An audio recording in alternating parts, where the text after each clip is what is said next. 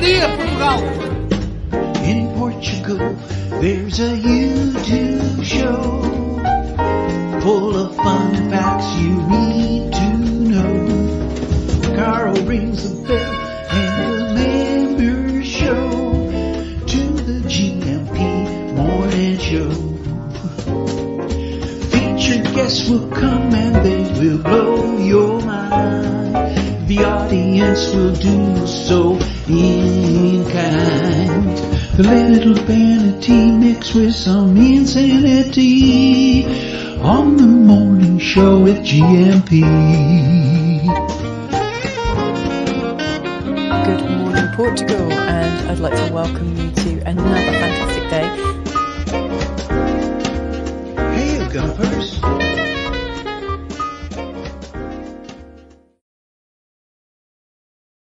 Oh, hold on a minute. Hola, bon dia. Alegria Munson here with Good Morning Portugal show, a live stream and podcast. It's Feel Good Friday. And at 9:30 this morning, about an hour's time, Savvy Cat Ana Caramujo will be with us to talk about the cost of living. And in the meantime, we'll be hanging out and we'll be talking about the joy of life. Cost of living, very important, but the joy of life, you might argue. And I would, and not that I'm an argumentative type of person, but I would contest strongly that the joy of life is very important indeed, and that we might celebrate it this morning on Feel Good Friday. The joy of life here in Portugal. Woven into that, you'll have seen the opening meme, and it was quite the toss-up this morning. What should I put on the screen as we began? A little bit tongue-in-cheek here. Look at those emojis. What an array of emojis. Is Portugal right for me? I will be referring to, it does in a strange way, I think in an interesting way, relate directly to the joy of life. So more about that after 9 this morning. And please send in your thoughts, your pictures, your ideas, your beliefs about why you are living and why it's possible to live a joyous life here in Portugal. I think it's very important that we fly that flag here on the Good Morning Portugal show, where others sometimes take a somewhat different view that is a little bit clickbaity, the focus on the more negative things to get attention. And isn't that a sad thing for human beings? And we understand it, don't we? We understand that that's our psychology, our hardwiring, our primal instinct to be aware of the negative such that we can overcome it. But let's not forget to celebrate what is good and great, what is light rather than dark, what is good rather than bad. It's turning into a political tub-thumping speech this morning, isn't it? But you get the gist. Let's celebrate all that is good and great about life generally and life specifically here in Portugal. Bon dia, alegria, gumpers from T-Duck. Pam's in as well. Jackie, the humble crafter, already urging us to smash the like button. Thank you very much, Jackie. And a lovely little vignette of your life on video to come on the show as well. So I've got lots of little bits and pieces this morning to share with you. A bit of catching up to do. Quite frankly, with some of the things that have been submitted and shared and I've overlooked or we've been too busy on the show to include. But a lovely moment on a Friday, a lovely hour or so where we can just breathe out. Yes, and unwind and hang out together and look at some of the funnier sides and uplifting and enlightening sides of life here together this morning. Steve's here, everybody. Look, Steve, how's it going, Steve? Hola, bon dia to you as well. Lawrence, Larry's in as well. Bon dia. Linda and I debating on who uses our tickets back to hot and sunny Arizona next week, while the other continues to find the joy and wonder the bay in San Martino de Porto. Oh my. Wow, that is a choice. Oh, you need some King Solomon wisdom on that one, don't you? Maybe the Gumpers can help here this morning. If you and Linda would like to present your respective arguments, state your case on why you should stay here and wander the bay in San Martino. It's a tough job, but somebody's got to do it. And the other has the wonderful task of flying back long haul on an airplane to hot and sunny, unbearably hot and sunny Arizona next week. How are you going to make the case for making that journey while the other one has to suffer here in San Martino de Porto? Do let us know if you want to take part in that, Larry and Linda. We'd be glad to help us Gumpers here this morning on the Good Morning Portugal show live stream and podcast, of course. Right, like button smashed. Michael, very good. No sooner did Jackie suggest that Michael's gone and done it. Right, let's see who was in first this morning. Deagle. Got a great picture of you, Deagle, this morning. Bon dia, Carl and Gumpers, from a sunny blue sky Belfast. 9 degrees. Going to be a cracking 16 degrees. Spring has sprung in Belfast. And 37 years ago today, I started seeing the Minister of Home Affairs in Belfast. So it's my wedding anniversary tomorrow with Mrs. M. May the 4th be with you. And we've been married, I think it's 11 years tomorrow. Yes, what do you mean, Carl, you think? Yes, 11 years tomorrow. And we've known each other 13 years. But look at this, 37 years ago is when Deagle met Kathy. Isn't that lovely? And here's, I think, it's a picture around the time as well. Look at that. I hope you don't mind, Deagle, me showing that. It was in the public domain on Twitter. That's absolutely beautiful. So you started seeing each other 37 years ago today. Like a beautiful spring day in Belfast, perhaps. It was made beautiful by you two, wasn't it? So you started seeing each other 37 years ago, and without this date, there would have been no wedding, no children, no grandchildren. So we celebrate this day as the most important day together. Love, quite simply. That is fabulous. Thank you for sharing that news, that update with us there, that fact with us this morning, Deagle. Thank you so much, and have a beautiful day, you two. That's absolutely wonderful. Thank you. And who else was in this morning? Coach Turner, of course, at 7:40. Bon dia, Deagle, Carl and Gumpers. Feliz sexta e tenham bom fim de semana. Yeah, let us know how, as well as the joy of life. I mean, your weekend plans and the joy of life can go hand in hand. So let us know what you're doing as well in the chat, or send in pictures. If you've got any events listings, do share them with me. Got quite a lot to share with you this morning. As I said, we had a fantastic session with Philomena last night. That'll be uploaded on the Expats Portugal YouTube channel for publication on Sunday. That was about dining out, cafe culture, to tip or not to tip, how to tip here in Portugal. And I've also managed to record a choosing your best coffee guide, or a guide to Portuguese coffee. It's a bit kind of Harry Potter-esque, the occult world of Portuguese coffee. There are a lot to choose from, and all sorts of specialty coffees. And the usual suspects are also mentioned by Philomena on a recording that we also made last night. It was great fun talking to you, Philomena. And we'll have Philomena on with her Turkish delegation next week as well. They'll be popping onto the show with Philomena. They're having a little look around Central Portugal, Coimbra, with Philomena, and we'll chat to a few of them as well on their trip over here to Portugal. She does provide people with the most extraordinary opportunities and experiences. Some Turkish people coming over to Portugal, and guess what? You're going to be on a breakfast show in Portugal. What? Yep. That's what we're going to organise for next week. I'm not sure what day yet, Philomena, but we'll be back in touch with you about that, and it'll be a real pleasure to chat with you and your Turkish friends on the screen one day next week. So as well as looking at the joy of life and the cost of living this morning, I'm going to have a look at the Portugal Decoded Substack that's come through. Love that publication, and it was a great pleasure to talk to its author, of course. So Portugal Decoded, published today. I urge you, well, I'll be running through it and giving you some of the headlines because I think it's a very, very good publication. And so do feel free to subscribe yourself, and I will give you a few headlines from there and a few wonderful things that Diogo Lemos has shared with us this morning on publication day, which is every Friday. So we'll be doing that as well this morning. Bobby can't be joining us this morning, but we have a lovely little video of progress at Herdade do Maio. We'll be looking at a few events this week, of course, as well. Previewing, will we preview? I don't know. We'll be mentioning again World Naked Gardening Day. Oh, Carl, why do you keep going on about World Naked Gardening Day? Because I think it's a fabulous and wholesome event, and it happens tomorrow. I thought it was the 1st of May. We got very, well, I say we, some of us, including me, got very excited about it. So excited that we went outside in the garden, stripped off, and made a video. Mrs. M, excellent camera work, and made a little edit, which will be published tonight at midnight in celebration of World Naked Gardening Day on our YouTube channel, which I think it's really weird. I mean, you can look at the most disgusting things on the internet, and that's what some humans do with it. You publish a little bit of wholesome nakedness, pictures of us like born naked. That is the truth, isn't it? We are naked. We are unclothed when we arrive in this world. And of course, you don't want to see everyone naked all the time, but it's just so weird that there's the most incredible filth available on the internet, and you just publish a wholesome picture of somebody with no clothes on, just enjoying themselves in the garden. What could be wrong with that? And it's like, YouTube, Google, they're all have, what's the expression? They get their panties in a bunch. That's if they've got them on.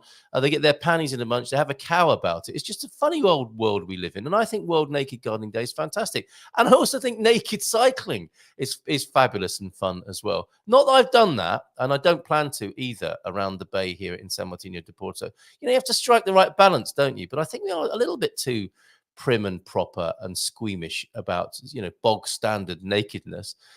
So I'm a big fan of the World Naked Gardening Day. If you are too, then come join me.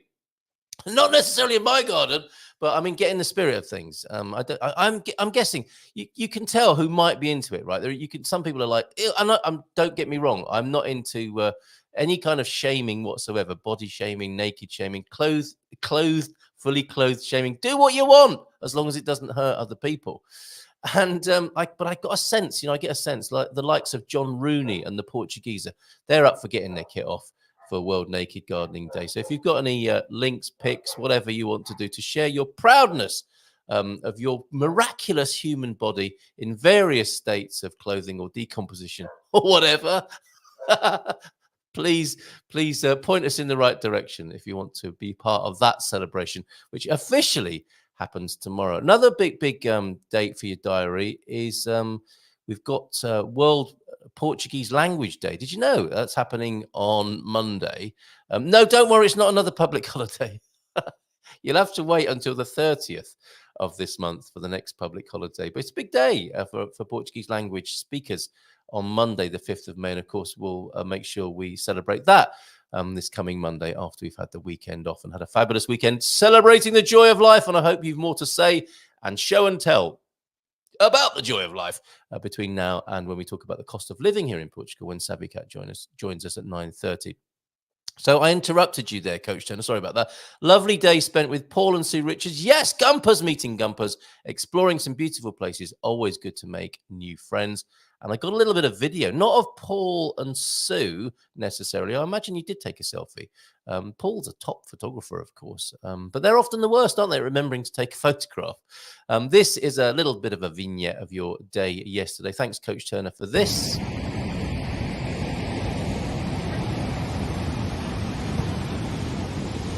Cool. Oh, thanks. Now, that's Praia do Castelejo yesterday. I imagine you got a few steps in yesterday. Absolutely beautiful. Thank you for sharing that, Coach Turner. Let's not leave it there, though. Let's have a look at your God Squad tip of the day then, which is we've been doing planking, press-ups, squats, haven't we, this week? We started the week with squats, says Coach Turner, which are good for developing the muscles in your upper legs. But many forget to work on the ankles and calves. Ooh, racy. So to finish this week, I suggest doing heel raises. It simply involves standing with your... I'm doing it now, and I think we can all do this, can't we? It's a bit like when we're speaking Portuguese, learning about Portuguese. It's very important to repeat. I think similarly with the God Squad tip of the day, if we're talking about these exercises, if it's possible to do so. Now, of course, if you're flying a jumbo jet at the moment... Do people still fly jumbo jets? Or if you're driving an articulated lorry, probably best not to do heel raises right now. However, if you can, it simply involves standing. You can do it sat down, I think. It involves standing with your feet together and rolling up onto your forefoot. Oh, I see. Right. Okay. Once you are comfortable on 2 feet, try it on 1. Alternatively, find a steepish hill, a colina, as my name suggests on the screen there, Carlitos Colina. Stand on the steepish hill and then walk up it a few times. That can successfully do the job of squats and heel raises. And of course, you can do heel rotations, can't you? Very good to do heel rotations, which that's the very least you could do right now, folks. Why not give your heel a little rotate if it's comfortable and appropriate to do so? If you're lying in bed with somebody, that could be a little bit duvet shifting, or you might scratch him with your toenail or whatever. Be careful out there. Right, Bon dia Gumpers from James as well. Thanks for your God Squad tip of the day there, Coach Turner. Great. I mean, you're on holiday, you're driving through Portugal, and you've still got time to bless us with some God Squad tips of the day. So much appreciated. And I shall see you next week because we're going to do a bit more filming on the Portugal trip. Rugby Colin is organising that. The great organiser, Rugby Colin, and the great editor, we're hoping as well. He's knitting together some of the imagery that we've been collecting, and we'll be collecting more in the Serra Estrela mountain range or in the foothills thereof, we're going to Viseur, and the show will be coming live from Viseur on Monday morning. Is that right? No, Tuesday morning. So after the show on Monday, we're heading off to Central, to the Serra Estrela mountain range. Going to be fun going on a road trip with Colin and meeting up on some windy and allegedly one of the most beautiful roads in Portugal, if not Europe, where we'll be doing a bit of filming and broadcasting live from Viseur, from Hugh's place in Viseur. So looking forward to that. It's going to be great fun next week. Busy week next week. Lots of fun. New show. Me and Mrs. Emma recording some new show footage as well, episodes, because of that wonderful opportunity we've got on an American TV channel, online TV channel, and on a number of the is it on cable? I don't watch TV myself. Should I not say that? We've got a subscription TV show that in the making, and I don't really watch much TV. Well, I subscribe to Netflix, so I suppose it's a similar sort of vibe, isn't it? But we'll be recording our first few shows next week as well, ahead of the launch of this project, and we'll tell you more about that as that unfolds and updates as well. Bom dia, Gampas from James. Feliz sexta a todos. Quem tem feito. May the 4th be with you. Amanhã. Thank you very much, James. I never forget that date. That was very useful to get married on May the 4th, because it means I don't forget my wedding anniversary. And if I do, I mean, that would be awful, wouldn't it? Mindful moment. You are the sky. Everything else is just the weather. Oh, my word, from Pema Chodron, who I think is a great inspiration to many from a Buddhistic angle. So you are the sky. Everything else is just the weather. Now, there you go, talking about the joy of life. If you're not feeling it, that you might want to remember that. You are the sky, my friend. Everything else is just the weather. The passing clouds, even the sunshine, that's occurring in that backdrop, the context. You are the sky. There is the passing weather, but there is the eternal sky. How lovely. And a mindful dad joke from you, James, this morning. Even after enlightenment, you still... What? I wasn't told about the enlightened small print. I still have to do the laundry. Well, that's okay. I think I've got an enlightened approach to that already, taking it to the man cave. That is the bar next to the laundromat here in San Martino de Porto. That's a very enlightened approach to laundering one's smalls and taking care of business in that department. But it's true, isn't it? Before enlightenment, chop wood, carry water. After enlightenment, chop wood, carry water. Hopefully you've got a different angle on life. And do you know what? Being present to the joy of life, that is enlightenment. That's what we're talking about this morning. If you'd like to share your tips and tricks for accessing more of the joy, the juice of life. And your visuals this morning, thank you very much for these, James. I've got lots of visuals, including a bitok, but that's not what you sent in. Vitor's been busy this morning. He's posted up some very interesting things on the internet this morning. Service center sign then. Girls, look at that, everybody. Look. Girls. Did somebody say girls? And actually, it says, just kidding after that, oil changes at the service center. Very good. And that grabbed the attention of anyone interested in girls right there. And yes, a rather cynical grabbing of your attention there, I think.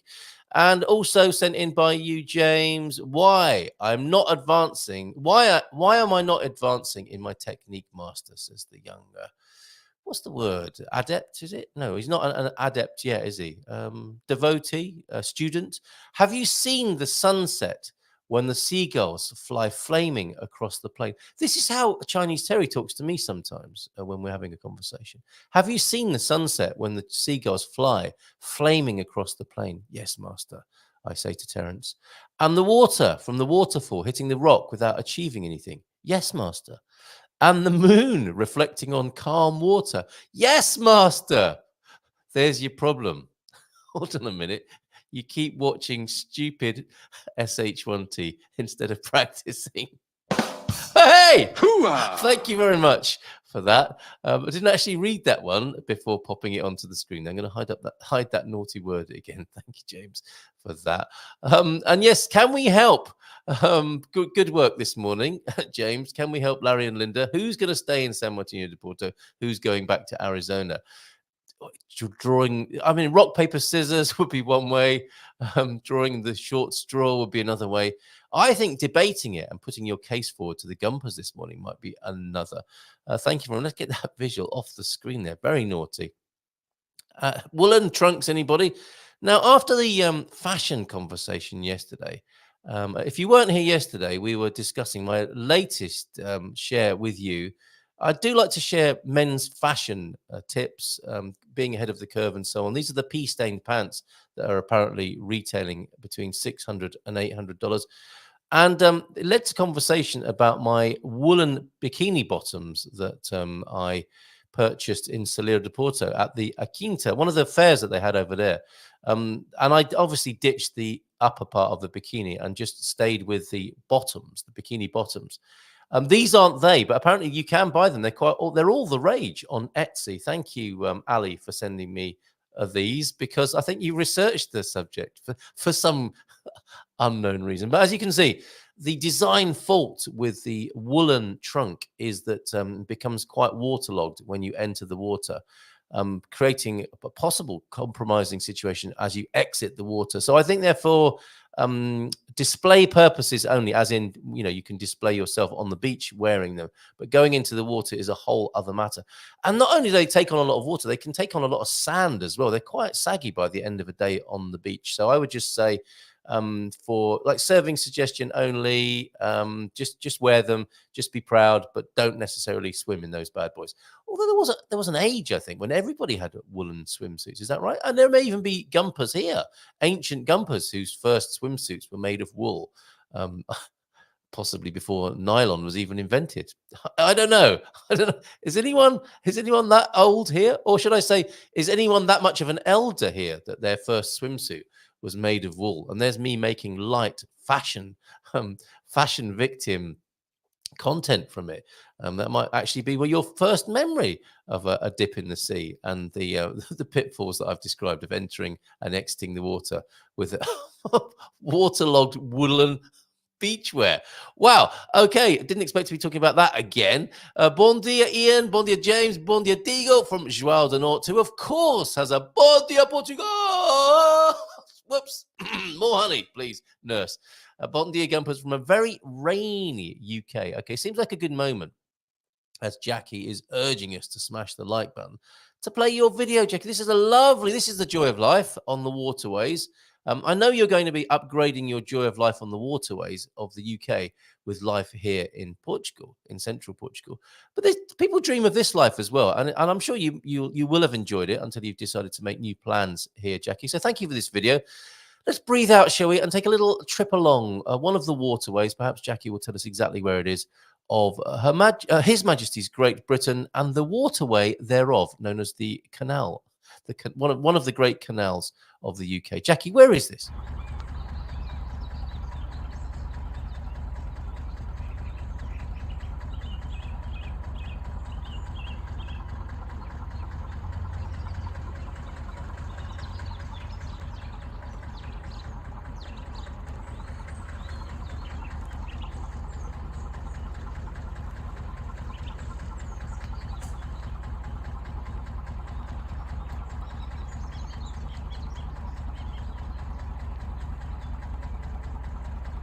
I am so glad at this point that the canal is not made of custard.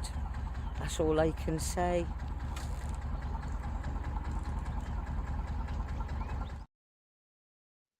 A canal made of custard. For some people, Jackie, that is the ultimate. Can you imagine? If you love custard, you throw yourself off the boat into neck deep in custard, just eat all you like. Sorry, Jackie, that's probably turning your stomach as I say that. Thank you so much. What a lovely moment there. What a lovely lifestyle. That just chugging along, a gentle chug of a canal boat. And that pace of life is absolutely wonderful. Just a little bit faster than walking, isn't it? Which is that's such a human scale and sort of human-centric way of being, isn't it? Absolutely wonderful. And have you not thought of exploring the waterways here in Portugal? Or are you done with living on the water now? I believe there's a canal boat for sale in the UK. Bon dia, Alegria, looking forward to seeing Portugal's #1 death metal group, Moosepale, at the Alcanes Cheese Festival tomorrow. The singing style of death metal groups, I don't know how they keep it up. And won't that be the most incredible contrast? Alcanes tomorrow, Cheese Festival. Thank you for that event suggestion there, Pete. And everyone will be having a nice time, eating cheese, drinking, hanging out with the family. There'll be grandma, granddad, mum and dad, the kids, and there'll be nuns and priests, and it'll all be very pleasant. And then a death metal group will come on and nobody will bat an eyelid. That's Portugal right there, the joy of life here in Portugal. Have a great time, Pete, at the Alcane's Cheese Festival. We've got a link for that, mister. We can share that with everybody, perhaps. A bon dia alegria gumpers from the T-Duck at 8:34 this morning, and a bon dia from Pam as well. How's it going? Anything interesting happening in Alcobaça this weekend, Pam? Bon dia gumpers. Happy Friday from Michael Barton. And Steve's in. How's your trip to Portugal going, Steve? Concentrate on the small things that make you happy. That's what Mrs. Munson always says. Now, at that point, you remind me of a video that was sent to me by Veronica yesterday. This is Tomar related. However, this is a statue in the Algarve. She took her inspiration from Tomar and the great secret of Tomar. And it turns out there's a statue in Algarve, which is a little bit of a head turner as well. Not a coach turner, but a head turner. And this is, I think I've got a still. There we go. This is I don't know who the statue is of. Maybe we'll find out in the video that's coming from Veronica in just a moment. But that statue there casts quite the silhouette or the shadow. Let's see if we can learn any more from the video that Veronica, she says she thought of me when she saw this. Can she mean? Okay, Carl, look at this statue.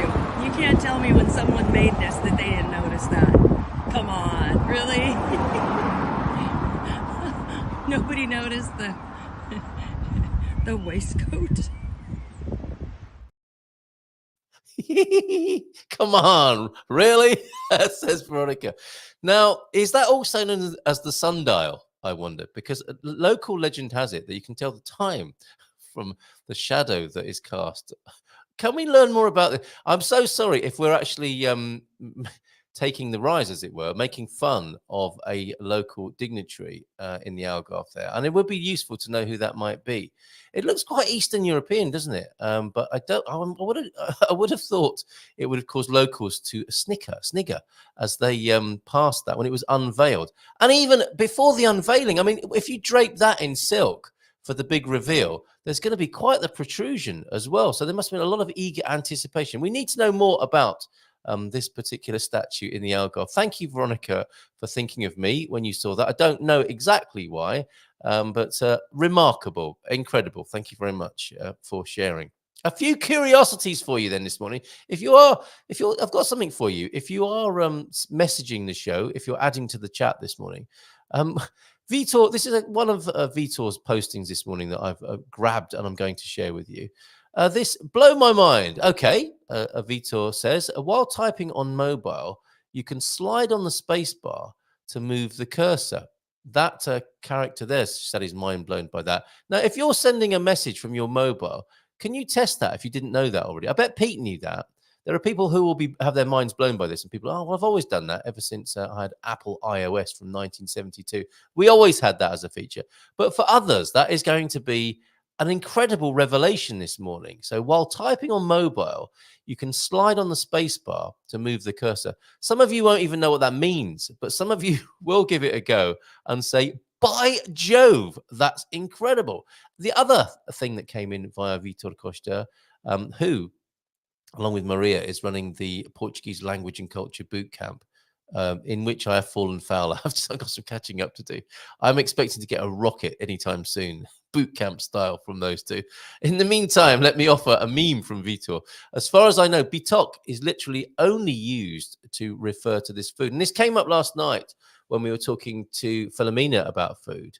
And the bitok, I think, is uniquely Portuguese, isn't it? You'll have a bitok beef steak there with an egg on top and the double carbs of, I haven't had that for a long time, and I could eat that, right, quite honestly. It was unbearable last night. Philomena was showing us all these, like when Owen comes on the show in the morning, talking about food, showing pictures of food. I was starving. Me and Jerry were absolutely starving watching that. Then I had to wait until 10 o'clock to eat after the Dream Team session.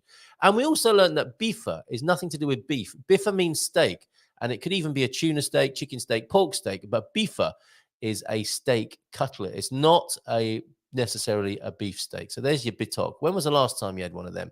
And did you eat with, because this is another curiosity I want to share with you this morning. I'm sorry, said this a meme, and that I saw as well and was immediately struck by. I'm sorry, but if your cutlery drawer doesn't go in the order of knives, forks, and spoons, then you need to go. Now, I'm not going to be as drastic as that. You're not going to be cancelled. I mean, there are going to be questions asked and lessons learned, hopefully, as they say in British government. But that's what a cutlery drawer should look like. Does anyone here do that? And I suppose left-handed people might struggle with that. But that's how I think it should be done, quite frankly. And if I go to my drawer, if someone else has been drying up and it's not like that, I am quite perturbed by such rebellious behavior. Events to come. Oh, okay, while we're on food, does this happen to you? Now, this is one of the joys of life in Portugal for me, before and after cooking spinach. That's with traditional spinach that you might know and enjoy. You put the bag of spinach in on the left, don't you? And then like 10 minutes later, you've got that on the right. Not with espinafres, not the New Zealand style perpetual spinach of Portugal. I mean, you'd have to really cook it for 10 hours for it to shrink that much. Try the other spinach that you have here. It's a little bit coarser and hardier, with less water content, and equally delicious and nutritious, no doubt, as well. Oh, and for all of you who are learning the language at the moment, keep it up. Keep up the good work. It won't happen overnight. I saw this and thought it was quite helpful to anyone learning Portuguese. It won't happen overnight, but if you quit, it won't happen at all. That's some good advice right there, isn't it? And my message out to the people who are doing my foundational course was to have a little bit of a rummage around over at the Portugal Club. And the search facility, we have 5 days of language and then 2 days of culture on the beta test of the foundation course I'm doing of Portuguese language and culture. And the search facility on our platform over there is pretty awesome, I've got to say. If you type food, for example, and this is what I encouraged people to do yesterday, if you type food into the search bar, 51 community timeline threads come up, 22 entries in the classroom, and it looks like 3 of the members mentioned food in their profiles as well. So check that out, if you will. And remember, it won't happen overnight. When you're learning about Portugal, the language, the culture, it won't happen overnight. But if you quit, it won't happen at all. I think that's an excellent little insight into learning about anything and life in general. Okay, we're going to switch our attention now. It's after 9. 2 more of the joy of life. We'll have a look at Portugal Decoded as well. Oh, parabéns a você to Victoria Benson as well. We've not seen for a little while, but it's if you know Victoria, you might want to send her birthday greetings this morning. Victoria Benson down in the Algarve, of course. Parabéns, querida, to you, a você. Many happy returns to you, Victoria, on this day. And feel free, if you know somebody who's having a birthday, an anniversary, anything of that kind, do let us know, share it in the chat, and I'll read it out this morning. Okay, concentrate on the small life advice, the joys of life. Concentrate on the small things that make you happy. That's what Mrs. Munson always says. Yes, very good, Peter. Morning, Michael. I hope beautiful Miranda de Corvo isn't as wet as here today. And happy anniversary, Deagle. Have an amazing day, 37 years. They are going to have the most amazing time. Philomena really shows you parts of Portugal that no one else can access. Absolutely right. That's the Turkish people who are coming over. They're going to have an amazing time. And if you want a tour with Philomena, you can join the group tours. And she does one-to-ones as well. Or if you're a couple or a small group of friends, she'll take you around Coimbra, other parts of central Portugal, the Obergon restaurant. Now, I think it's not easy to get a reservation there. Philomena can, of course. And it is a fabulous traditional Portuguese restaurant. We talked about it last night near Lausanne. When we went there on the same day that we went to the Beirão factory. What a brilliant lunch that was. We talked about chamfana last night. I definitely tried some chamfana there, javali. We had some really good traditional Portuguese food. Philomena will take you there. tripsforbrits@gmail.com. Get on her list for tours, and I'm just putting her email address in there. Trips for Brits. Don't be put off if you're American or any other nationality other than British. She started out working with Brits, and that's why it's tripsforbrits@gmail.com. And that's going into the chat right now. Yes, those Turkish folks are going to have an amazing time. We do naked gardening all summer, but then again, the neighbors are about 10 kilometers away. How nice for the storks and hoopos. Peter, we've got some lovely pictures from you as well, haven't we? You sent us the wonderful hoopo video and pictures earlier on. And I know I've got some pictures from you as well of your new Estufa. Anyone want to see Pete's Estufa? That's the polytunnel, I believe, if I'm correct. Is that right, Pete? Here in Portugal. And your lovely seedlings. Fabulous. Right, I'm saving all of those now. I nearly forgot those. I'm adding them to the bulging sack of incoming pictures and videos. and your lovely seedlings there. How fabulous! We'll share those with everybody. A little bit of inspiration when it comes to growing here in Portugal. Pete's way ahead on the growing curve by the look of it. Pam, thank you very much. The Feira de Leiria is on now for most of March. Concerts at night with some big names and a massive gastronomy tent, along with the fairground and stalls, etc. It's a big one and well worth a visit. And the Portuguese do eating in those big tents so well. It's like a food court. It's a pop-up food court. Is that right? Is that how this one works? Great big marquee, all the concessions around the outside. No need to dozy-do your partner, but just grab some food and you will be served at the table. Wine. Those food tents are fantastic here in Portugal, popping up all over the country now as we go into party and festa season. How wonderful. You should do the show in Portuguese on Monday. Thank you, Pam. I've written that down. And I'll be losing that piece of paper between now and Monday. Monday would be, let's talk more about, controversy. Of course, Monday will be the 6th, not the 5th. We'll come back to that, but I think it's normally the 5th of May. So we'll talk about it on Monday. Yeah, it is May the 5th. I'm looking at Wikipedia now. If you want to look at this yourself, I'll pop the link in the chat as well. World Portuguese Language Day, Dia Mundial de Língua Portuguesa, there you go, happy Pam, is observed annually on May the 5th. The day is marked through a range of musical performances, literature readings, competitions, cultural shows, art exhibitions, lectures, plays, and other cultural events worldwide in order to highlight the use and spread of the Portuguese language around the world. So very good. And that was inaugurated in 2009, 14 years ago. The observance was established then on July the 20th as Portuguese Language and Culture Day. The date of May the 5th was chosen to coincide with the first meeting of the Ministers of Culture of the CPLP, the Community of Portuguese Language Countries, which occurred in 2005 and was subsequently declared Dia da Cultura da CPLP. Right, there you go. And in November of 2019, the 40th session of UNESCO's General Conference decided to proclaim, let it be known, May the 5th of each year as World Portuguese Day. So our chance to talk about it will be Monday, and it is actually happening on the 5th. How about Take a Shower Naked Day? That's novel, isn't it? We could even make it something we do several times a week. Yes, great idea. Write that down as well, everybody. And if God had meant us to go about naked, we would have been born that way. Exactly. Feira de Leiria. You can roll your R's with that one, can't you? What? It's a cool 23 degrees C in Arizona right now, but it is midnight. Yes, my goodness.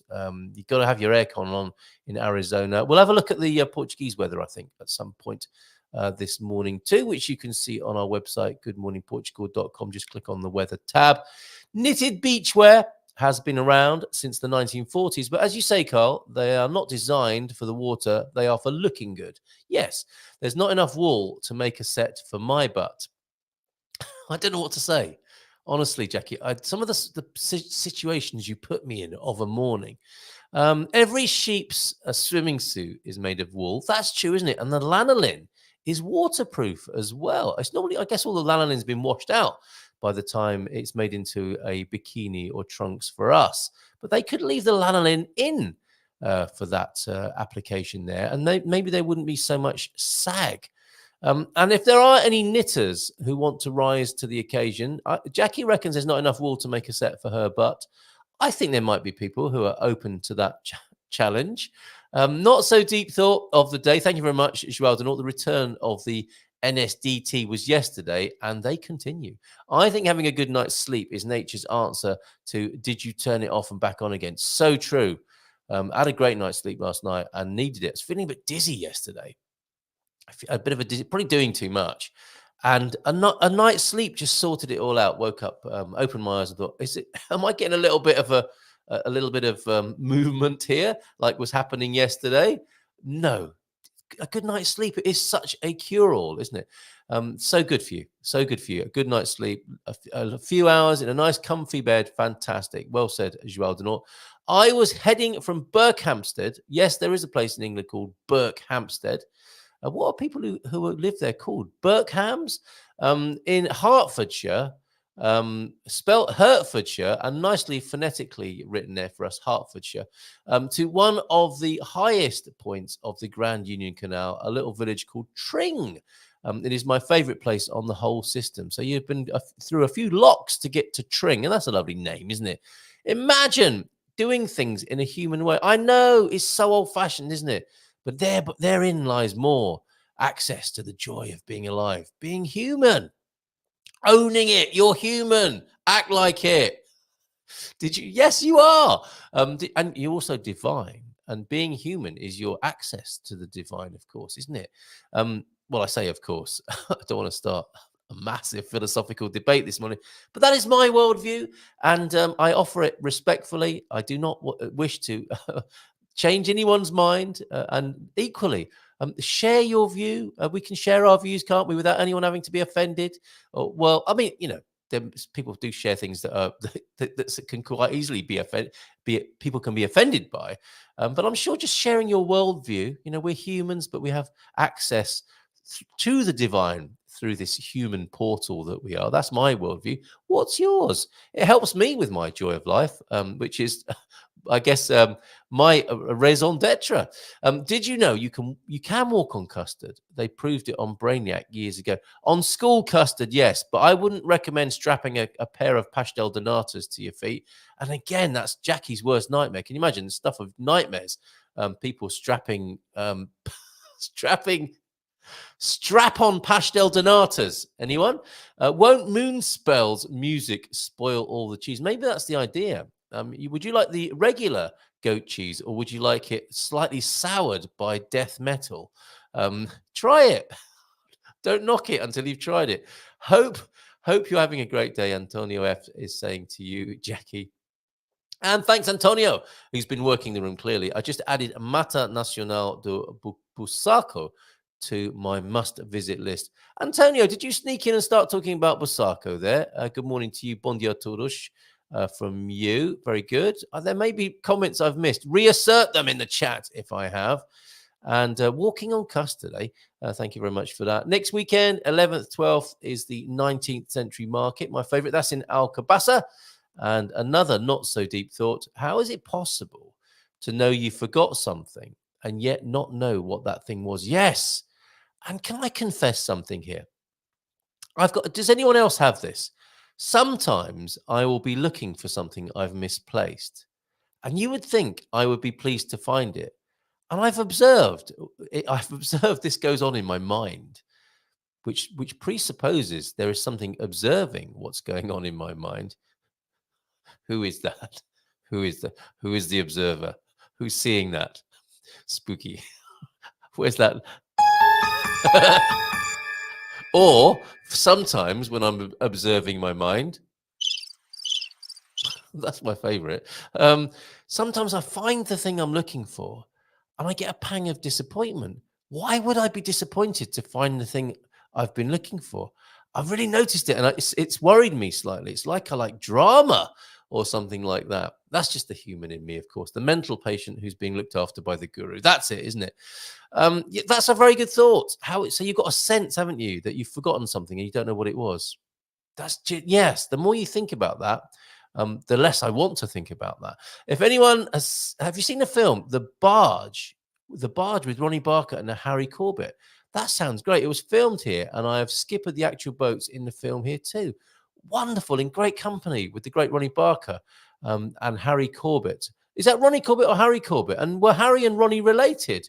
I wonder. Thank you very much for that little bit of pub quiz type trivia, especially useful when you're anywhere near a canal or near Tring in the United Kingdom. And Antonio, it's raining here, but stunning, as now getting ready to empty the boat and sail up to get to Portugal. How amazing. So you're going back to the Mecca of canals, are you, to sell the boat? Is that what's going? Fantastic. Just testing. Yep, it works. How about that? And did you not know that before? Thank you very much for trying that, Pam. That was the shocker that Vitor shared with us this morning. While typing on mobile, you can slide on the space bar to move the cursor. Has that been a revelation for anyone else? Worked both ways for me. I think you're still talking about that too. Savvy Cat is having a sale just now. Talk about the cost of living then, as I'm sure she will be. And I'll ask Anna about that. Thank you very much, Erica, for that little tip off there. Extra savings with Savvy Cat. I think I'm missing people here in comments. Gemini Bradshaw also in. And speaking of Tamar and Netflix, the movie Damsel was partially filmed at the Tamar Castle and the Convent of Christ. Is that where that film with Donald Sutherland was filmed? No, not that one. No, not that one. But wasn't? Oh no, Donald Sutherland was at the hotel where I used to live near Korea, Curia, not North or South Korea, of course. And where did we get to? Okay, we talked about sleep. We talked about forgetting things, but remembering that we'd forgotten things. And we're testing that to a little tip that Vitor has shared with us this morning. Michael, do you visit many castles? That's going to be one of my joyous pleasures. Talk to Jerry Lawler. He loves the castle. He's going to publish a book eventually, we hope, Castles of Portugal, or even Jerry's favorite castles of Portugal.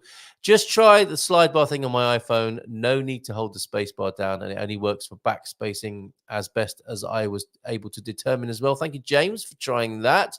Only a few hours until the weekend. There you go. And I've never heard of a baby that just sat down and quit trying to walk. That's true. Me neither. Happy birthday, Victoria. Squire of the Shire is also in. Bon dia todos. And we're going to get to Portugal Decoded in just a moment. I want to share that with you. Very important. Published on a Friday. Great castles from Antonio F. And fortresses as well. I've only visited a few so far. Lisboa, Sintra, Cascais, Almorol. That's a good one, isn't it? Is that the one that's in the river? Santarém, Óbidos. I'm going to go to Óbidos myself this afternoon. Bragança and Angra do Heroísmo. I would add to that Oreng. Oreng's a great castle to go to. Leiria, another one. Where else have we been? Porto de Mos. You're going to have such fun here, Jackie. You really are. And muito bom dia para você, Antonio. And the gastronomy tent in Leiria has lots of cookery demonstrations as well. That's wonderful. Bon dia, Grande Tony, or Antonio Grande. Hope you have a lovely weekend planned, amigo. Yes. Taking my mum to lunch.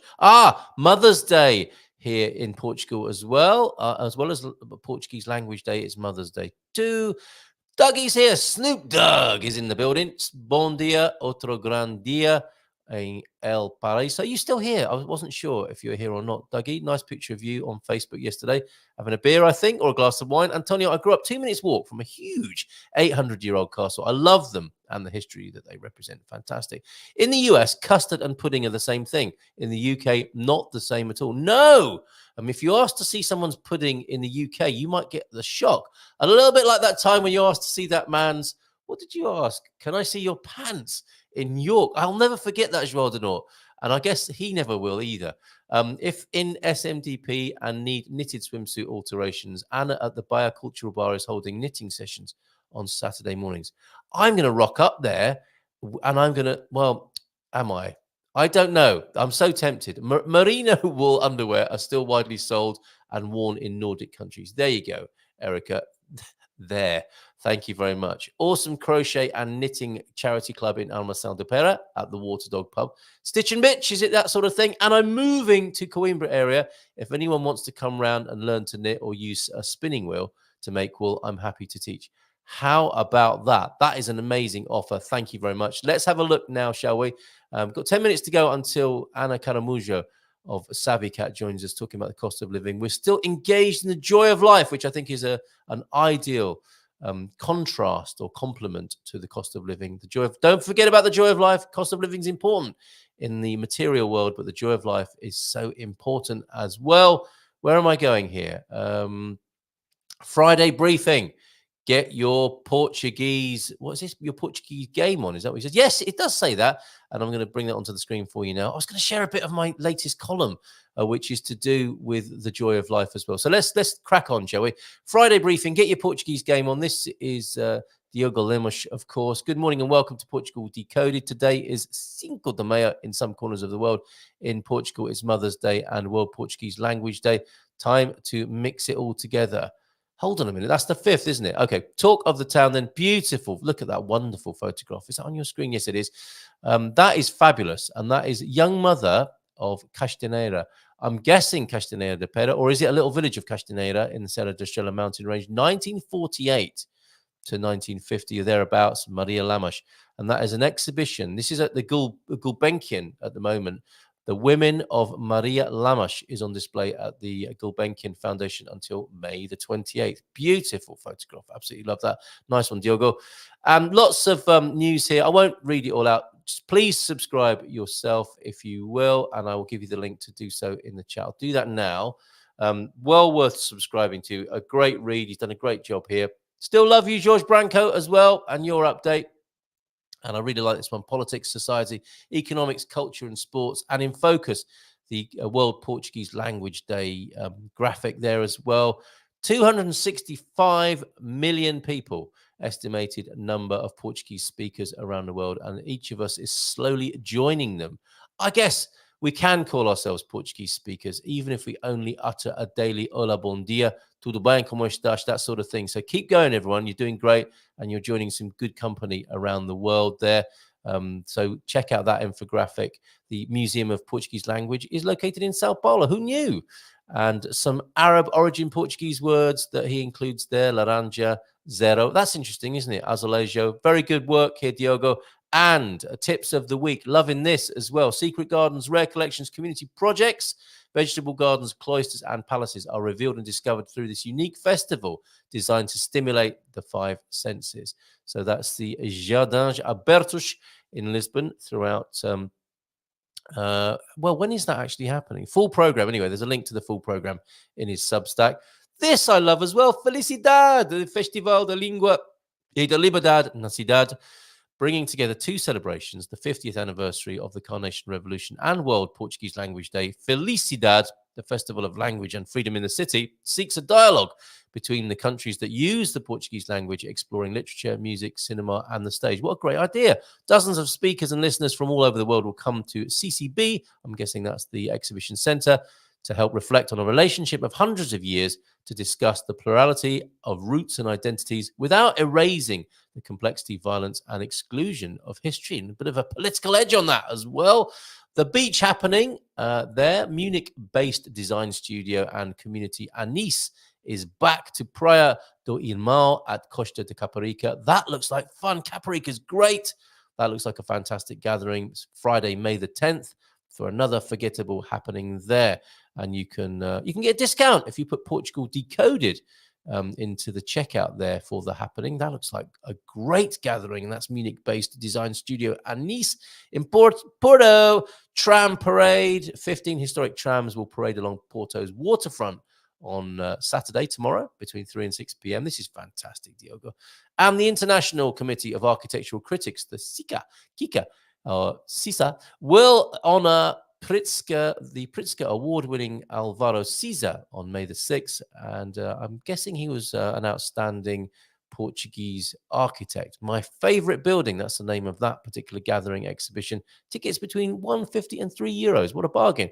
The Jazz Out festival gathering event is also featured there. That's a Summersby cider event. That's in Eiras. Who's headlining there then? I can't quite see that from the graphic. But if you like your jazz, head to Eiras soon. That'll be this month, starting on May the 5th and running through until September the 29th. Excellent. And the Madeira Flower Festival also happening. Look at that lovely picture. That's fantastic. And just one more thing, as he says here, it's an exhibition. Now, if you know any Portuguese kids, they might like to take part in this and win a balance board created by Abete. On June the 10th, Portugal celebrates its National Day. To celebrate the occasion, Portugal Decoded invites young writers aged 12 to 18 years old to tell us what they think makes Portugal special. How about that? The winning essay will be featured on this newsletter and the website, and its author will receive a fantastic handcrafted wood balance board by designers Abate. By those people. Follow this link for full guidelines and rules. So there you go, a nice competition singing the praises and the joy of life in Portugal. Nicely done there. Diogo Lemos over at Portugal Decoded. And I think, I did put the link in. There you go. That's how to find it. Savvy Cat Ana Caramujo joining us soon. I want to share something else with you. A little bit. Talk about the joy of life and access to it. This I want to share with you. This is from my My latest column, me and Dougie columnists, he over at the Portugal News, me at the Portugal Resident, and I think I've shut. Where is it? I think I got rid of it, and they haven't put it up online yet. It was published yesterday. I love my Thursday morning popping down to the newsagent to get the Portugal Resident and seeing the column in print. It's still a buzz. I love it. I've done 41 columns for them so far. And my latest, I think you might like this, James. So I'm not going to read all of it. You can read it for yourself, hopefully, when they pop it up online, or read it in the paper. And I talk about being a reluctant influencer. And the title is Portugal Right for Me. And that rather clickbaity. There you go. I'm going to leave that on the screen for while I read this, because I think you might enjoy it. Savvy Cat Ana joining us in just a moment. So here it is then, and just a segment from it. Hey, you're that Good Morning Portugal guy I've had passers-by say to me. And they might be on a scouting trip. They might ask my opinion on how they will fare in the land of natas and nice weather. What's it like where you're from? I might reply. Well, they might say, well, the people have got so confrontational and angry. Everything has become political, and I have family members I can't speak to anymore. No one has time for anyone, and we resent paying so much for everything. We're stressed all the time and just can't seem to be happy. We don't feel safe and find it hard to trust anyone. Ooh, without hesitation, my response could well be, that's probably what you'll find here. On the very same day, and to my and Mrs. M's continuing surprise, another tourist might approach, having recognized my face, sometimes my hat, or even my voice from the podcast that they have diligently downloaded and consumed religiously for months whilst researching. Again, they ask, what's it like to live here? What's it like where you're from? Again, my reply, offered more now than in the early days when only a list of pro-Portugal sentiments and honours would issue forth from my mouth. Well, they might say, we love where we're from. The people are so great and so friendly. We're surrounded by friends and family and have been so blessed in our neighbourhood and town. People get along nicely and always have time for each other, respecting each other's views, even if we don't agree with each other. We'll miss the live and let live atmosphere where we go about our lives happily and others do the same. That's probably what you'll find here, I will say. Okay, it's time nearly to talk to Ana Caramujo of Savvy Cat. We'll be talking about the cost of living with her. And apologies and thank you to the inspiration there, the segment that I read from my article in the Portugal Resident, to Wayne Dyer, who I was listening to and was inspired to write my column in much the same way as an anecdote that he shared. I think that's true, folks. I think that's true. Maybe one to reread and digest at your leisure when it's published on the Portugal Resident website. Coming to Anna in just a moment. Let me just catch up with a few comments then before officially 9:30, the start time of the Savvy Cat session this morning. Thank you, Erica Kay, for your crochet and knitting charity club there in Almação de Pera. And your offer, Jackie, of spinning wool here in Portugal when you arrive here. Carl, when is the next an Englishman and an English gentleman, hold on a minute, and an Irishman go to a bar? I love it. We have plans to film more in the summer. Oh, my Pete, back in 74 when I was 10, I had a smart sky blue polyester suit one Sunday after church. I got in the car with black vinyl seats and promptly melted my trousers. My goodness. That's a fantastic anecdote. His pants melted, everybody. In America, that's different to your pants melting in the UK. John, I just choked on my toast laughing reading that. Brilliant. Superb. It's 9:30, everybody. Let's give her a nice big round of applause. And here to talk about the cost of living in Portugal, Savvy Cat Ana Caramujo, everybody. How are you? Good morning, Carl. You're in a good mood today. You're usually in a good mood. Well, yeah, it's true. I do my best to be in a good mood, but I think I have turned it up to 11 this morning, perhaps. Yeah, on the joyometer. How are you? Are you feeling in much the same way? How is it where you are? Yeah, I'm good. I'm good. I do have a few news, but since I came in a bit early, I was listening to the finish of your article, and Yeah. I found it really interesting because that's one of the things that I always, and it's always also in our guide, we have this Move to Portugal workbook that you're able to download in our website. And the first step is start with the why. Yeah. is why are you coming? What are you looking to change? What lifestyle do you want? That's the most important part, because like you were saying, the mindset makes so much difference. And Yeah. if you come, because you said that some people are running for something, and in many cases their mindset may be the problem, but there are instances where it's also pretty valid to look for that escape and look for safety and so on, and things can improve in Portugal. But it's very important to understand the why, the changes you want to make, and set a roadmap to achieving that. Yeah, well said, well said. And I mean, I finished that article. I mean, it was Wayne Dyer who was talking about. I think he was talking about the area he lived in, and some people had come up to him because they'd seen him on TV, and he told that story, and it really hit me. You know, people's expectations often determine the quality of their life. And it's not only that, of course, there are other things, and it's all about balance. You know, there's no hard and fast rule on it. But I think it's an interesting point that he makes, and I span it out, in a Portuguese angle there. And I finished the article with, as well as asking, is Portugal right for me? It's worth asking, am I right for Portugal? What can I bring? What will I contribute? What context am I setting up for myself?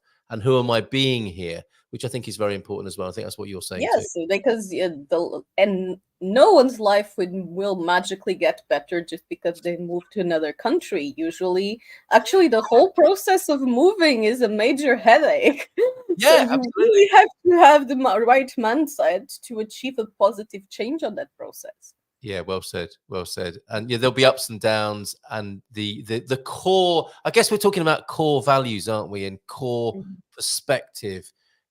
What you fall back on when you are experiencing the turbulence and the ups and downs externally. How are you resourced internally seems to be important. That's what I've learned. It's taken a long time, but that's what I've learned. Places are different though, says Pam. Otherwise, there'd be no point in moving. Absolutely, and us human beings, we love to try different experiences, don't we? So absolutely agree with you there. Paul, greetings from a sunny Algarve. Met Leslie and Ian yesterday and showed them some little secret places on the Western Algarve. Oh, special treatment. They were suitably impressed. We kept the walking to a minimum. Toast is so understood in it. Now, toast, we need to talk about this morning, Anna. It's called tourada, and it's not just toast here in Portugal. Toast is so underrated. I do love my toast, butter and jam each morning, always with a cuppa and a glass of milk, sometimes with a soft boiled egg.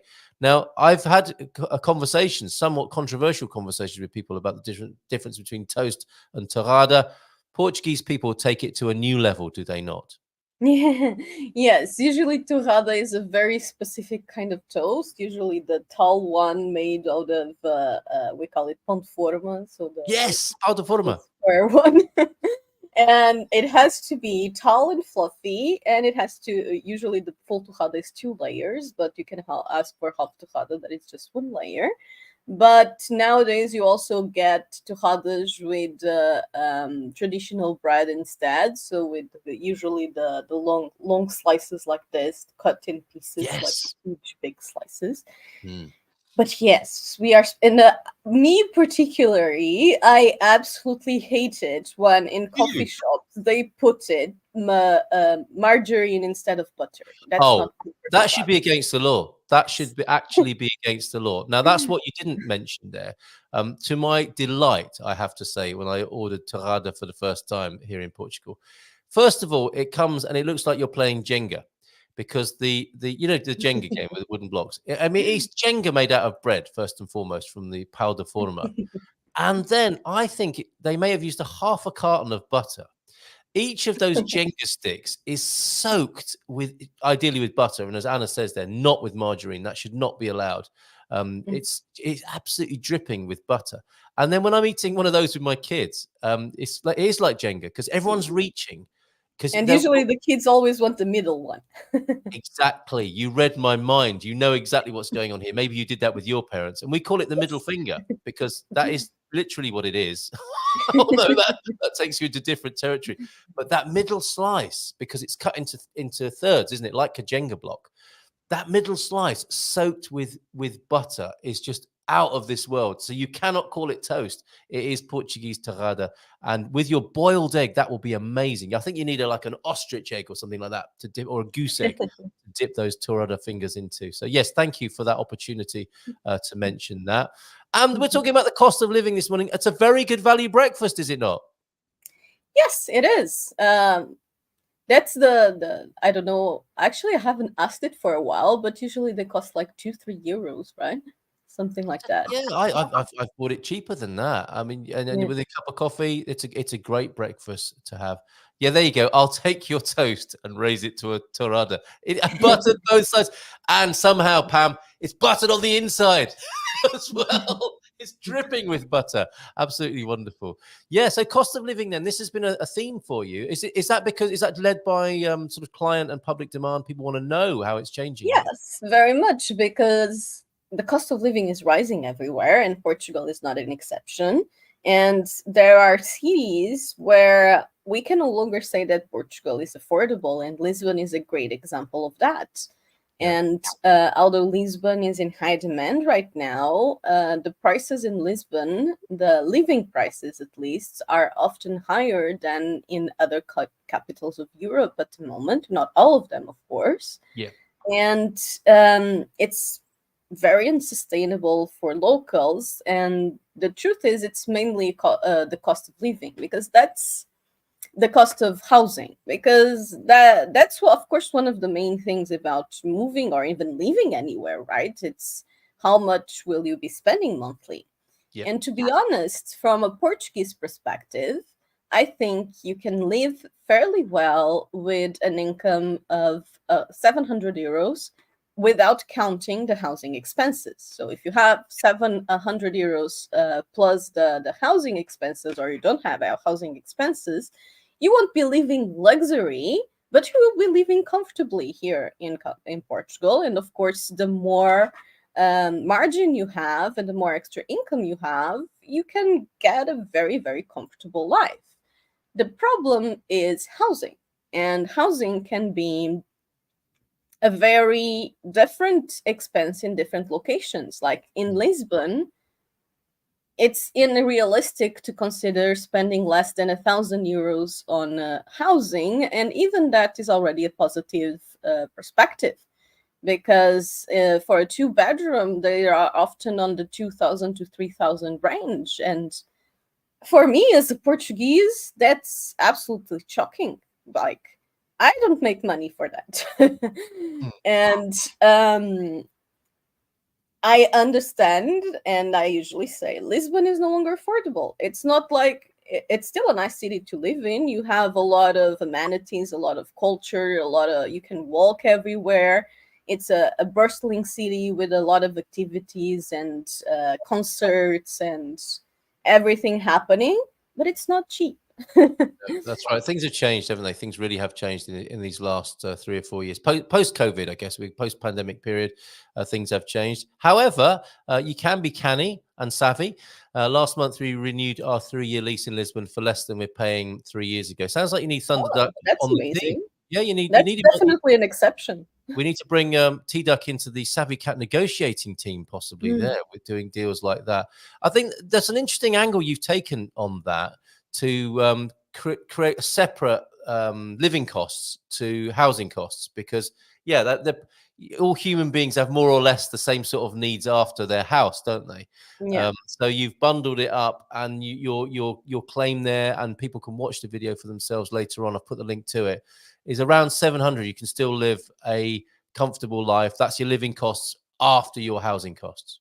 Yes, because the housing costs, like I said, if you're living in Lisbon, it can be 3 times that. Yes. But for example, if you go to a more affordable city, let's say, I don't know, Braga, Chaves, Castelo Branco, even Coimbra and Aveiro, that are probably on the intermediate level right now, you will have very much lower costs. Like in places like Chaves, it's possible to get a rental for 600 euros, and it wouldn't be shocking.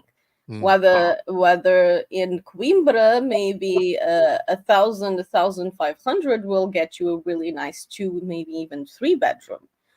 But once again, that will be your main costs.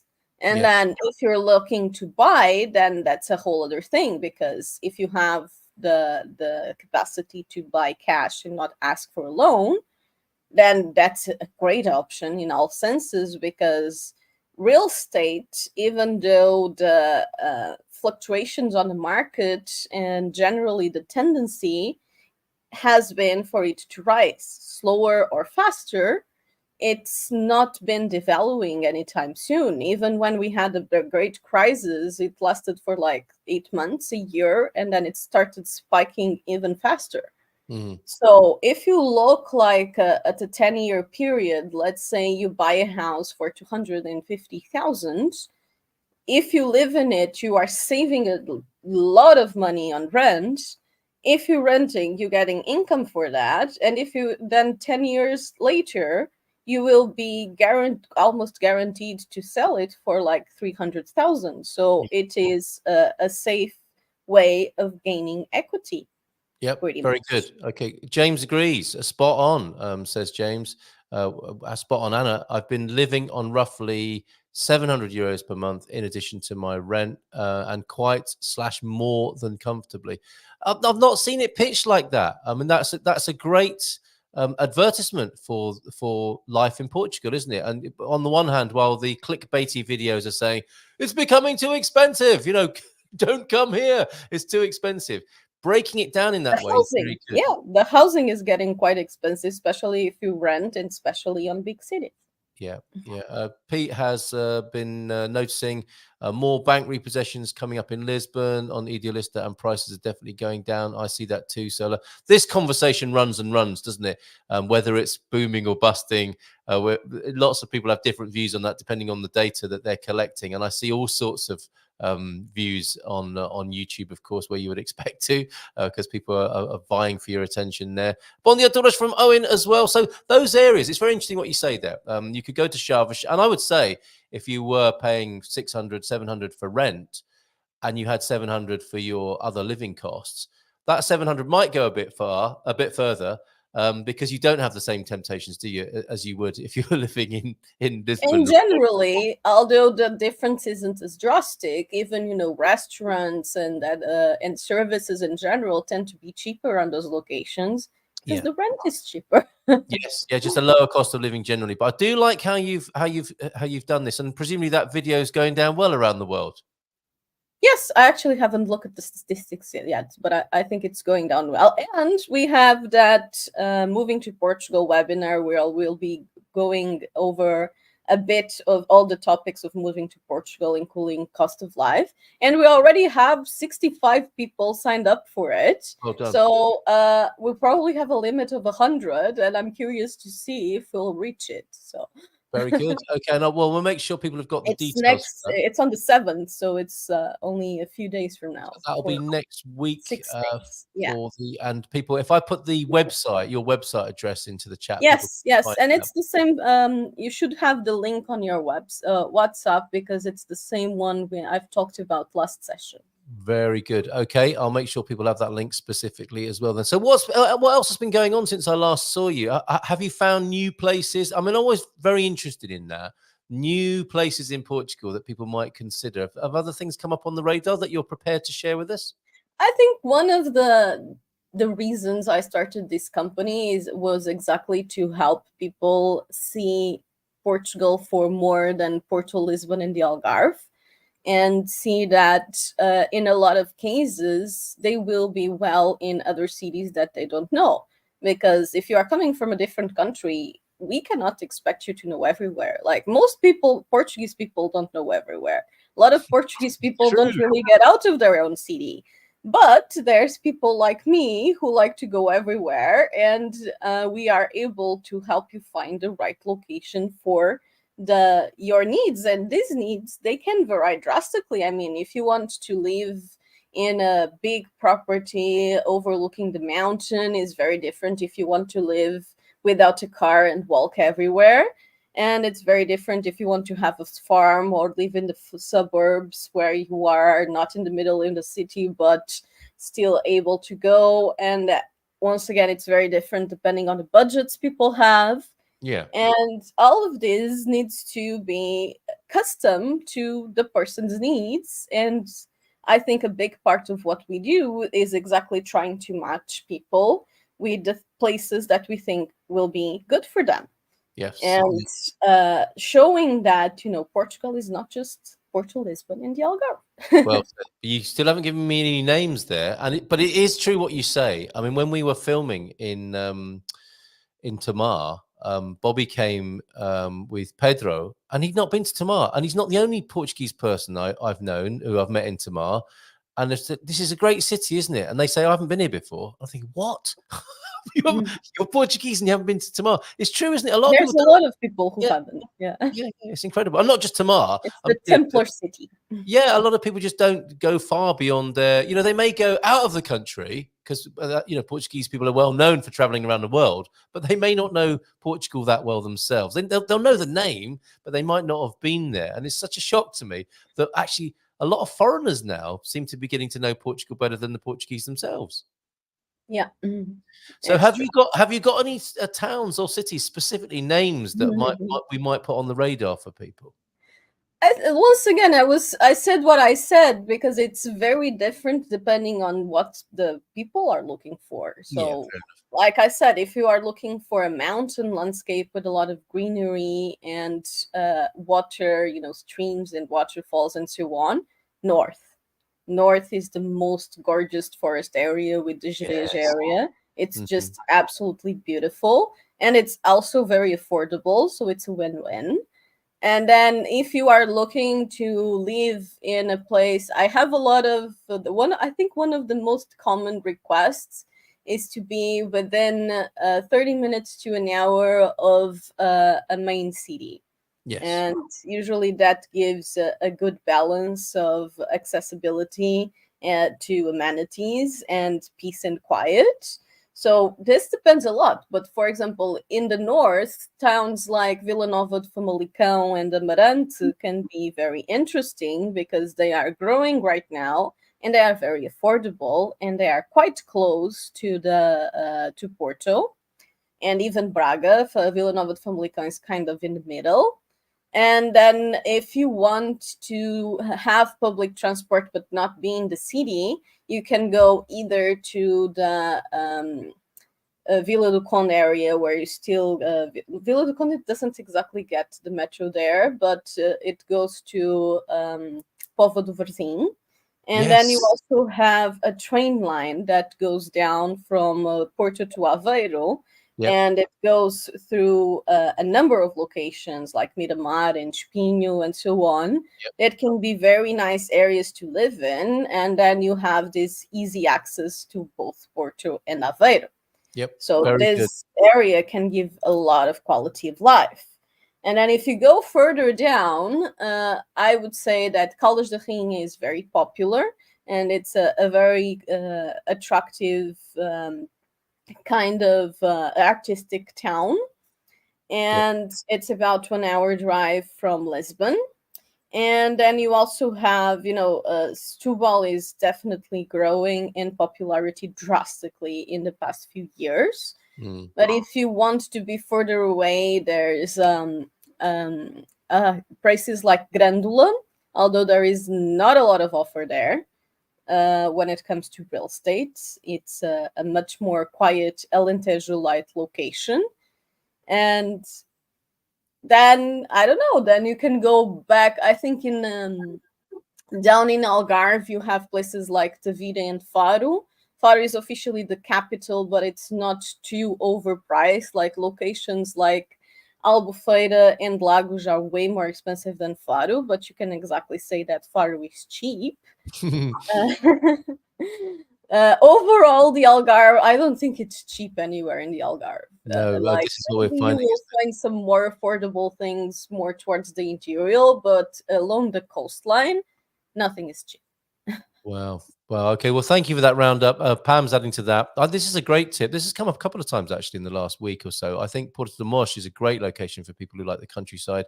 Good sized town. It's a lovely town on the edge of a national park. It's got a great castle as well within 30 minutes of the beach and Leria. Great prices too. So thank you. That's a lovely tip there. Thank you very much indeed for that. And thank you for your scan around the country there. I find it so exciting that these other places are coming onto the map now and getting into sort of a wider consciousness of people. Amarant is a beautiful place as well, isn't it, that you mentioned, underestimated. That wonderful railway line connection is, I think it's even a metro connection, isn't it, from places like Povoa de Varzim into Porto and Miranda de Corvo, of course. Yeah, Miranda de Corvo comes up quite a lot because of Filomena and because of some of the Gumpas who live there. And that tram line, they're replacing the tram, I think, after 30 years of taking it out. And it's taken a long time to do so. But it's like a tram bus hybrid thing. It's not on tracks. It's a bus that is connecting Coimbra to central Portugal. So that's quite a good tip as well, isn't it? Living along there as well. Fantastic. So thank you for that roundup. Anything else you want to share with us this morning? Because I'd like you to stick around and look at a few events with us, if you will, as well. I actually do. So exciting news. I am going to America on the 25th of June. Cool. And I will be staying there for about 6 months and setting up shop, kind of. What? This is amazing news. Okay. 6 months in the United States. Yes. So there is a number of things I want to achieve with it. Since my concept of business is pretty much to start working with people before they are in Portugal, it makes a lot of sense to go there and start talking them before they actually make the move. So that's one of them. The other one is that, of course, one of my major client group has been Americans, probably about 70% of my clients. And I'm also going to start a series of the reverse cultural shocks. So pretty much, what are the things that I'm feeling when and noticing and getting shocked by when I am living in America? And I'm guessing there's going to be quite a few of them. But for starts, I've been starting my living arrangement and I'm very traumatized because I'm going to California. So this is amazing news. I had no idea about this. I had no idea about this. So you're going to go and live in California and you're going to be selling Portugal inside the United States? Yes, I'm going to be based in San Francisco because I had an amazing client / investor that made available housing for me, which makes things a lot easier. Yeah. And the idea is to be making events and clarification sessions in a number of towns on the East Coast. How amazing. On the East Coast or the West Coast? Yes. On the East Coast, right, okay. On the California side, it's East Coast, right? West Coast. It's West Coast? Okay. Yes. Yeah. Okay. Well, no, because you'd have a lot of traveling to do if you were going to be in San Francisco and you were doing East Coast business. Yeah, no. Who knows? You might end up doing that anyway. I understand because I often get East and West Coast mixed up in Portugal, but that's because this is Este, which sounds like East, doesn't it? So that's confusing for me. It's probably the same problem for me, but I'm terrible with that kind of thing. Like North and South, it's fine, but East and West, it just mumbles my brain. Yeah, well, good luck to you because that sounds amazing, Savvy Cat Ana. What a lovely development. Just before I go, I will be also creating a series of content here in Portugal, and I will be doing the N2 road, starting from Chaves to Faro. And I'm going to start that on the 20th of May, and I will be, posting live updates on Instagram. So feel free to follow us there. It's Savvy Cat Realty on Instagram. And then I will be posting, longer videos on YouTube after the fact. But overall, I'll be making a bunch of content about Portugal before I leave Portugal. That's amazing. So do please include us on your mailing list and hopefully you'll be able to connect with us still whilst you're in the United States, because that'll be amazing to have you talking about America as well as talking about Portugal to Americans. So I hope we can do that. Shout out to California. I think it will be very much a first-hand experience of what it's like to live in one country and the other. Fantastic. Shout out for the Californians and San Francisco Bay Area. Cost of living will definitely be a cultural shock. It's one of the most expensive places to live. I've already noticed that. Yep. A Savvy Cat Ana, that sounds amazing. Have a wonderful time and enjoy every minute. Be sure to go to Santa Cruz, California. It's beautiful, says James. I mean, we've got lots of friends here. I can give you lots of tips, I'm sure. Sorry for the typos. Hate texting on the phone. What you said was, Barack, is Hola, bon dia. If you want mountains, green, and amazing area, you don't have to go north. The center is fabulous. Just my humble opinion from Lord Travansa. Yeah, that's true, actually. I forgot to mention, the Luso and the, for the other side of Coimbra, how it's called, the, oh God, I'm having a... Serra de Lausanne. Lausanne, yes. The Luso and Lausanne area are also really nice mountains. But personally, I still find the Jerez more beautiful. Okay, no, I agree. We've got a few more. Are you all right for a few more minutes to look at a few events? Because you might have a Savvy Cat view on them. We are also looking at inside Pete's polytunnel. Look at this. He's been in the potting shed.